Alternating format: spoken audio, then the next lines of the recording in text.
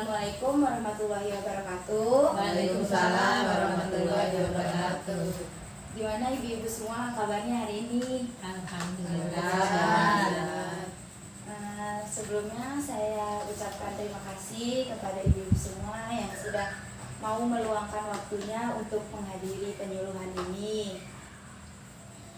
Saya akan memperkenalkan diri saya dulu. Nama saya Laili Nurul Isnaini. Saya mahasiswa semester 5 dari Prodi Gizi Fakultas Ilmu Kesehatan Universitas Muhammadiyah Profesor Dr. Hamka.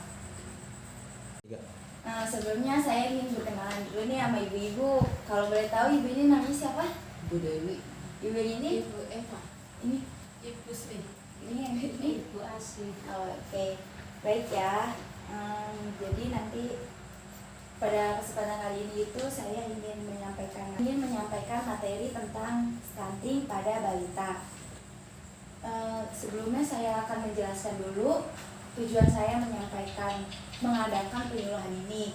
Jadi tujuan saya melaksanakan penyuluhan ini ingin semua para orang tua atau ibu-ibu di sini yang memiliki balita itu mengerti tentang apa itu stunting, apa saja dampaknya, dan apa saja penyebabnya, dan bagaimana cara kita untuk mencegahnya.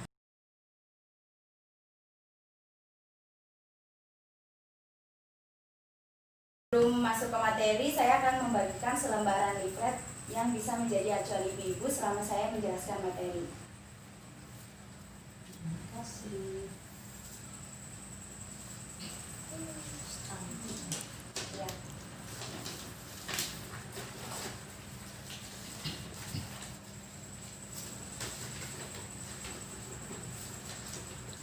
Yang bisa dibuka di tanda pertama yang pengertian stunting.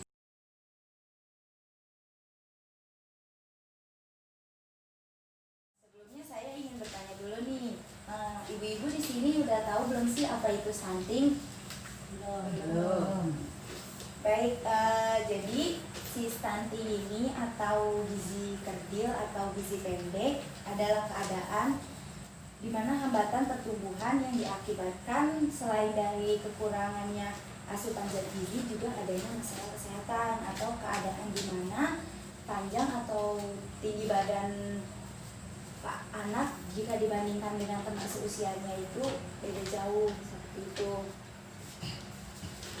Dan stunting juga terjadi mulai dari prakonsepsi ketika seorang remaja menjadi ibu yang kurang gizi dan anemia. Akan menjadi parah ketika hamil dengan asupan gizi yang tidak mencukupi kebutuhan. Dan ditambah lagi ketika ibu hamil itu berada di lingkungan yang sanitasi atau higiennya itu buruk seperti itu. Kurang asupan baik energi dan protein pada ibu hamil itu juga bisa menyebabkan anak mengalami stunting. Oke, kita lanjut ya. Selanjutnya kita akan bahas tentang penyebab stunting. Yang pertama itu adanya kurangnya asupan makanan dan adanya penyakit infeksi. Kenapa kurangnya asupan makanan dan adanya penyakit infeksi ini bisa menyebabkan stunting? Karena kalau tubuh kita memiliki penyakit infeksi, maka selalu tubuh kita itu membutuhkan energi lebih untuk melawan penyakit. Tetapi jika asupan makanan yang kita makan itu kurang, maka tubuh akan mengalami kekurangan gizi dan akan menyebabkan terjadinya stunting. Nah, yang kedua itu ada pengetahuan ibu yang kurang. Itu berhubungan dengan pola asuh yang salah, karena pola asuh yang salah itu bisa disebabkan juga oleh pengetahuan ibu yang kurang tentang asupan gizi baik secara dari sebelum kehamilan, pada masa kehamilan, dan setelah melahirkan. Nah, selanjutnya ada sanitasi dan higien yang buruk. Sanitasi dan higien yang buruk ini meliputi kesulitannya air bersih, kesulitannya kakus, dan penggunaan air sumur untuk makan dan minum. Selanjutnya ada rendahnya pelayanan kesehatan. Pelayanan kesehatan ini termasuk ke dalam kesehatan untuk ibu selama masa kehamilan. Tenaga kesehatan ini sangat dibutuhkan selama masa kehamilan untuk memberi pengetahuan tentang asupan gizi baik untuk ibu hamil dan nanti pasca melahirkan. Kemiskinan ada hubungannya dengan buruknya keragaman pangan dan sumber protein. Kenapa bisa berhubungan? Karena kemiskinan kan pasti pendapatan keluarganya juga kurang gitu.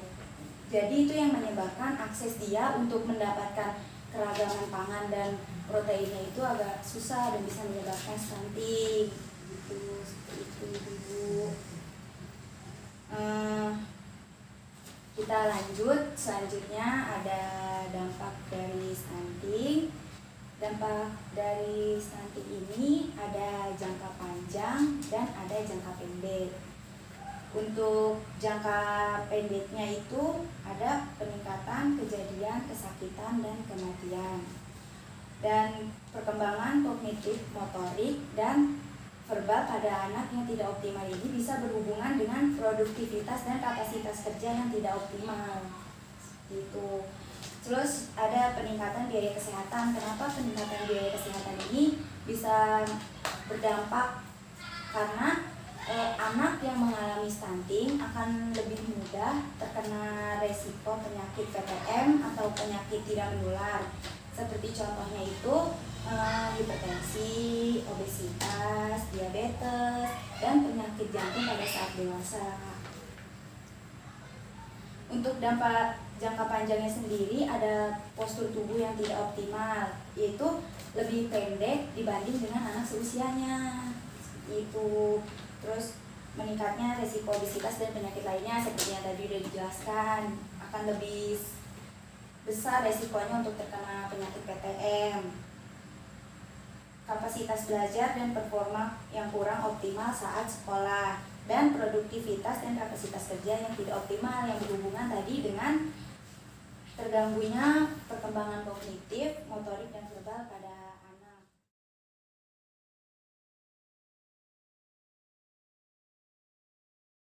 Oke, ini materi yang terakhir tentang bagaimana sih cara kita untuk mencegah si stunting ini biar gak terjadi pada anak-anak kita nanti.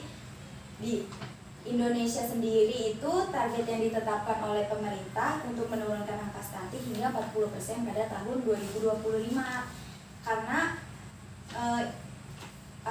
prevalensi stunting di Indonesia ini masih sangat tinggi. Nah, jadi pemerintah itu menetapkan stunting sebagai salah satu program prioritas untuk kesehatannya dengan cara ada pedoman penyelenggaraan program Indonesia Sehat dengan pendekatan keluarga. Nah, upaya-upaya yang dilakukannya itu ada pada ibu hamil dan bersalin. Yang pertama, intervensi 1000 HPK atau 1000 hari pertama kehidupan. Nah, 1000 hari pertama kehidupan ini periode emas untuk anak-anak usia sampai sekitar 2 tahun, dari masa kehamilan 9 bulan sampai dengan anak usia 2 tahun. Nah, ini tuh periode emas banget untuk mencegah stunting, juga bisa dengan menambahkan gizinya nih pada usia segini gitu, usia 2 tahun. Selanjutnya ada peningkatan persalinan di fasilitas kesehatan. Lanjut, ada deteksi dini penyakit menular atau tidak menular. Terus ada menyelenggarakan konseling inisiasi menyusui dini atau IMD dan ASI eksklusif. ASI eksklusif ini diberi sampai dengan usia 6 bulan dan MPASI sampai dengan usia 2 tahun. Proses ini itu membantu untuk pertumbuhan perkembangan anak, karena pada ASI juga ada kandungan zat gizi makro dan mikro. Untuk makro itu kayak ada karbohidratnya, ada lemaknya, ada proteinnya. Terus ada di zat gizi mikronya ada vitamin, mineral, zinc, magnesium gitu. Tetapi selama MPASI juga kita harus memilih makanan yang mengandung zat gizi untuk memenuhi kebutuhan zat gizi mikro dan makro yang sebelumnya ada pada ASI. Selanjutnya ada pada upaya pencegahan stunting pada pertama itu ada pemantauan pertumbuhan balita. Ini berhubungan juga dengan memberikan pelayanan kesehatan yang optimal, karena kita sebagai ibu-ibu yang punya balita gitu harus rutin memeriksakan anak-anaknya ke pelayanan kesehatan untuk memantau pertumbuhan dan perkembangan anaknya gitu. Untuk memantaunya itu bisa dari tinggi badan dan berat badannya. Kalau jika ada gitu penyakit yang dideteksi bisa ditangani sejak awal gitu. Yang selanjutnya ada menyelenggarakan kegiatan pemberian PMT atau pemberian makanan tambahan. Biasanya ini diselenggarakan oleh pemerintah juga, ini untuk memenuhi kebutuhan gizi anak-anak kita gitu. Selanjutnya ada menyelenggarakan stimulasi dini dan perkembangan anak. Sekian materi yang saya sampaikan, kurang lebihnya mohon maaf. Jika ada yang kurang jelas atau ingin bertanya, silahkan ditanyakan.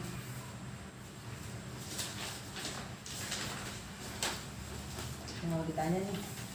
Iya, boleh. Ibu mau nanya apa? Apakah anak yang memiliki postur tubuh pendek selalu disebut stunting? Oh iya.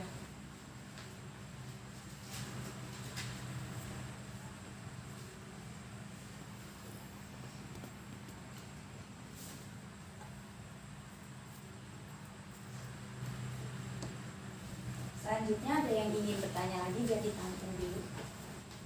Saya mau nanya, apa saja ciri-ciri stunting? Oh iya.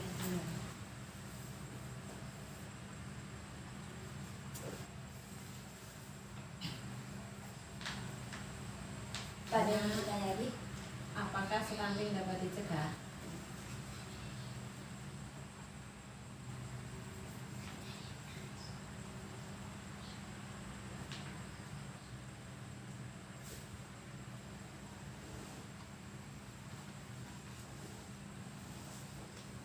Satu pertanyaan lagi mungkin. Ya, saya ini nutrisi apa saja yang untuk mencegah stunting?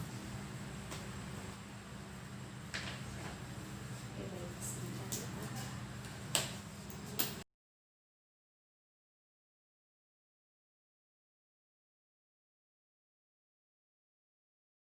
Saya akan menjawab pertanyaan yang tadi dari Ibu ya. Pertanyaannya itu, apa postur tubuh pendek selalu disebut dengan stunting?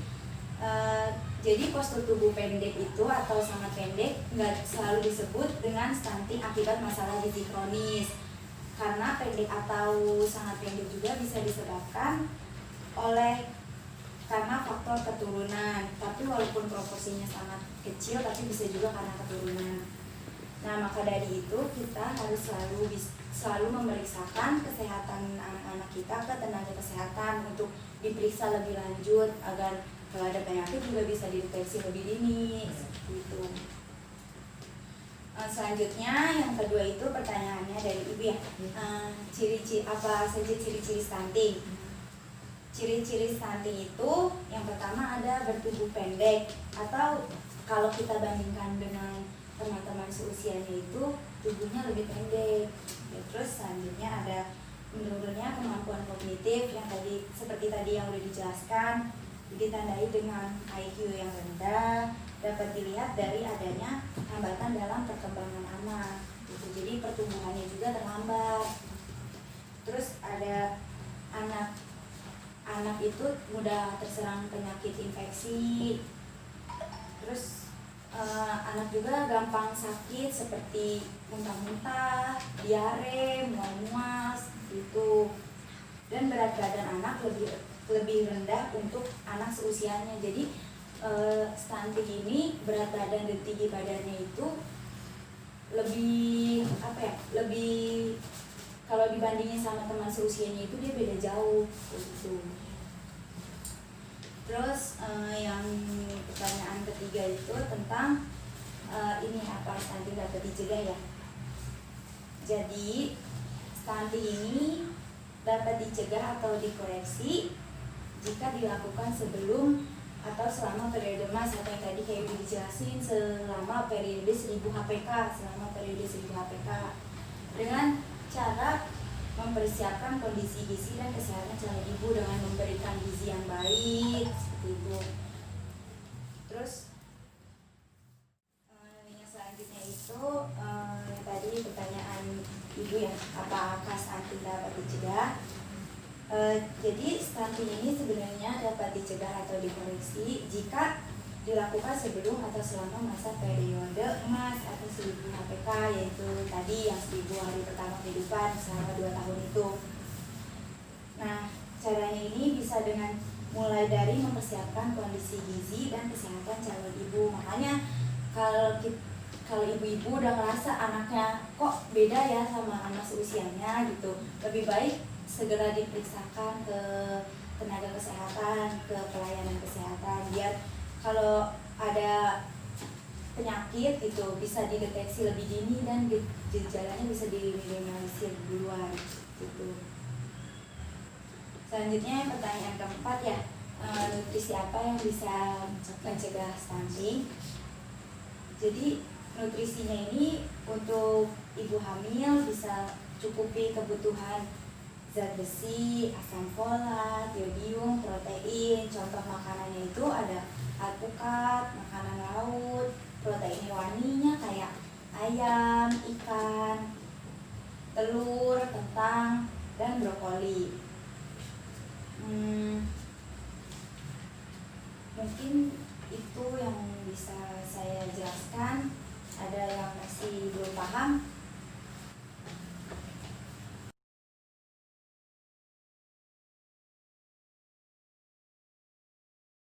Terjawab semua ya. Itu mungkin cukup sekian materi yang saya sampaikan. Ada yang masih kurang paham? Ibu masih kurang paham? Ibu? Udah. Ibu ada yang masih belum paham? Saya mau nanyain yang tadi juga pencegahan tentang apa pencegahan nutrisi stunting. Iya. Yang tadi pertanyaan saya itu belum begitu jelas. Oh iya. Jadi untuk pencegahan stunting ini kan bisa dari nutrisinya juga. Nah, dari nutrisinya ini bisa untuk ibu hamil dan untuk si balitanya. Dan pencegahannya ini hanya bisa tuh 1000 HPK atau 2 tahun. Selama 2 tahun itu bisa dengan memberikan nutrisi, contohnya itu untuk cukupi kebutuhan zat besi, asam folat, yodium, dan protein. Protein hewani ini sangat penting untuk mencegah stunting, bisa dibilang seperti itu. Contohnya telur, kentang, brokoli, makanan laut, ikan laut, terus ayam, daging, dan pepaya dan alpukat juga bisa untuk sebagai salah satu nutrisi mencegah terjadinya stunting. Sebelumnya saya ingin meminta waktunya lagi untuk mengisi post test. Ini sebagai evaluasi untuk saya tentang materi yang tadi telah saya sampaikan, untuk mengetahui apakah ibu-ibu semua sudah betul-betul paham apa dengan materi yang saya sampaikan.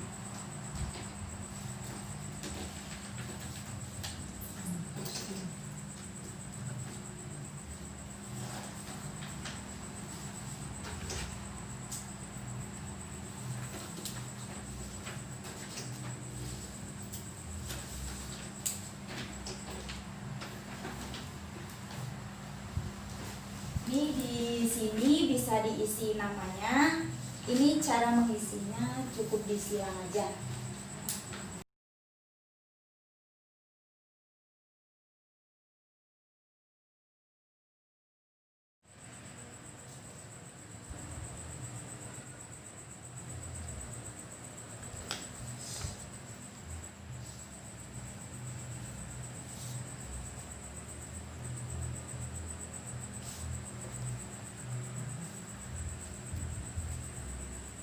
Disilangan ya Bu ya? Iya, disilang aja.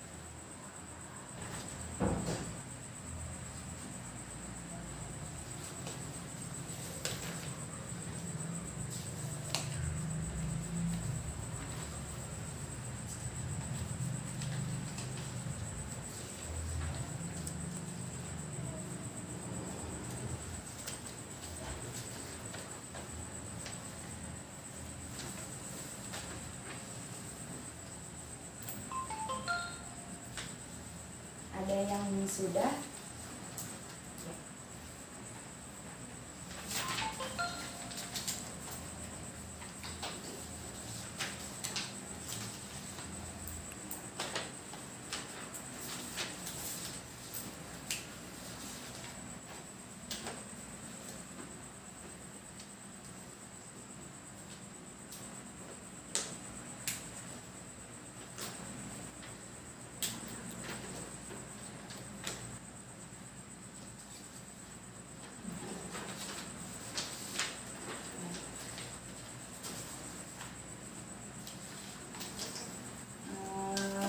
Terima kasih ya untuk ibu-ibu, tapi sebelumnya saya ingin menyampaikan dulu kesimpulan dari materi yang tadi telah saya sampaikan.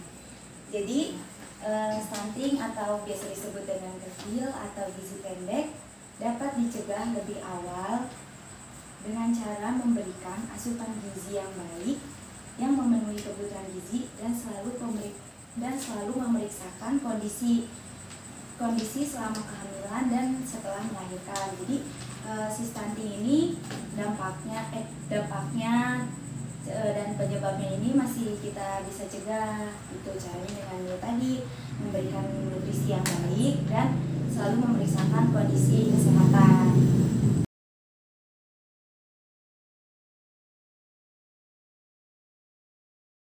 Yang dapat saya sampaikan, saya mengucapkan sangat-sangat terima kasih kepada ibu-ibu semua yang telah meluangkan waktunya untuk menghadiri penyuluhan ini. Saya mohon maaf bila banyak salah-salah kata yang saya sebutkan selama penyuluhan tadi. Penyuluhan ini saya tutup dengan membaca hamdalah. Alhamdulillahirobbilalamin. Kurang lebihnya mohon maaf. Wassalamualaikum warahmatullahi wabarakatuh.